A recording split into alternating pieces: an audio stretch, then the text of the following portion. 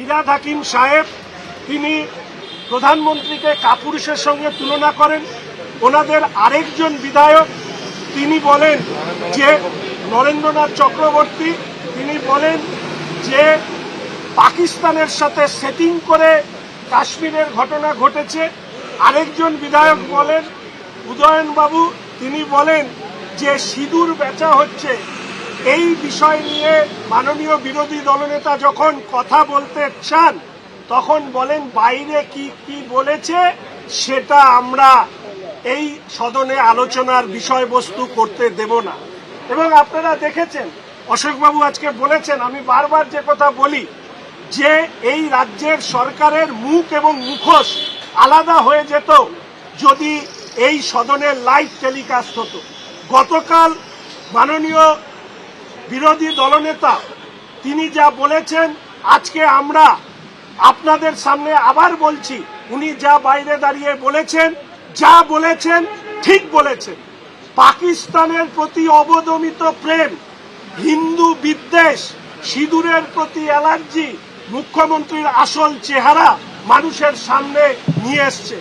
দুর্ভাগ্য হচ্ছে সংবাদ মাধ্যম প্রচার মাধ্যমে একটা এডিটেড ভার্সন যায়, অর্থাৎ মুখ্যমন্ত্রী কি বলেন আর আপনাদের সামনে কি পেশ করা হয় জনগণের সামনে সেটা নির্ভর করে বিধানসভার উপরে দাঁড়িয়ে। আপনারা এত সাংবাদিক বন্ধু আছেন, কালকে যে ভাষায় মুখ্যমন্ত্রী অগ্নিমিত্রাদিকে আক্রমণ করেছেন, পহেলগাঁও নিয়ে বলেছেন যে নির্বাচনের জন্য পহেলগাঁও করানো হয়েছিল, এই ভাষা কার ভাষা? এই ভাষা পাকিস্তানের ভাষা। পাকিস্তানের কূটনৈতিকভাবে তারা কি কি পেয়েছে সেটাকে রেকর্ড করিয়ে বিধানসভার মধ্যে আজকের দিনে দাঁড়িয়ে মানুষ এই প্রশ্ন তুলতেই পারে যে উনি আসলে ভারতের নাগরিক হয়ে ভারতবর্ষের পাসপোর্ট সাথে রেখে উনি কি মনে পাকিস্তানি প্রেমী? না হলে যে পাকিস্তান মুখ দেখাতে পারছিল না বিশ্বজুড়ে, সেই পাকিস্তানকে মুখ দেখানোর রাস্তা তৈরি করে দেওয়ার জন্য বিধানসভার অভ্যন্তরে মাননীয় মুখ্যমন্ত্রী যে ভাষণ রেখেছে সেই ভাষণে সেটাই প্রতিফলিত হয়েছে বলে আমরা মনে করি। এবং এর পাশে আপনারা যারা সাংবাদিক বন্ধুরা খবর করেন, আপনারা তো শুনেছেন যে বিধায়করা বাইরে কি বলেছে তাই নিয়ে ভেতরে আলোচনা হবে না। তাহলে শুভেন্দুদা বাইরে কি বলেছে সেই নিয়ে কি করে প্রিভিলেজ মোশন আনা যায়? আসলে গতকাল বিধানসভার অভ্যন্তরে বিরোধী দলনেতা মুখ্যমন্ত্রীর ন্যায় আচরণ করেছেন। তিনি সংযত সংবেদনশীল থেকে ভারতীয় সেনাবাহিনীর প্রশংসা করেছে। শুধু দুটো কথা বলেছিলেন যে এই প্রস্তাবে টার্গেট কিলিং শব্দটা যুক্ত করা হোক। এরা লিখেছে এলোপাথারি গুলি। আরে এলোপাথারি গুলি যদি হয় তাহলে বেছে বেছে হিন্দুরাই শুধু মরল কেন?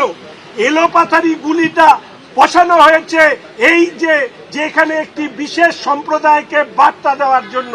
আর সিঁদুর, এই সিঁদুর শব্দটি ব্যবহার করা হয়নি এই কারণে, এই সিঁদুরের সাথে ভারতবর্ষের সনাতন সংস্কৃতি যুক্ত আছে, তাই সিঁদুরকে অমিত করা হয়েছে। আপনাদেরকে স্মরণ করিয়ে দিই যে যাদেরকে মারা হয়েছে একজন মহিলা এই কথা বলেছেন যে সিঁদুর দেখে তারপরে তিনি যখন বলছে আমাকেও গুলি করে মেরে ফেলো, তখন সেই মহিলা বলেছেন যে তোকে মারবো না, যা মোদিকে গিয়ে বলে আয়। তাই মোদি যখন মাননীয় প্রধানমন্ত্রী এই অপারেশনের নাম দিয়েছিলেন সিঁদুর, সেই সিঁদুর তার অসম্মান, সেই অসম্মানের প্রতিশোধ প্রত্যাঘাত যা ভারতবর্ষ এর আগে সেই অর্থে 2005 থেকে 13 অব্দি একের পর এক সন্ত্রাসবাদী হামলা হলেও প্রত্যাঘাতের ইতিহাস ছিল না। আর সেই প্রত্যাঘাত যখন মাননীয় প্রধানমন্ত্রী নেতৃত্বে ভারতীয় সেনাবাহিনী করেছে, এই সাফল্যকে মেনে নিতে পশ্চিমবঙ্গের মুখ্যমন্ত্রীর কষ্ট হচ্ছিল। ফলে সেই কষ্ট লাঘব করবার জন্য তিনি একটি প্রস্তাব এনে সেই প্রস্তাব দিয়ে প্রস্তাবের সেনাবাহিনীকে ধন্যবাদ জানানোর নাম করে তিনি ভারতবর্ষের দেশবাসীকে অপমান করেছেন।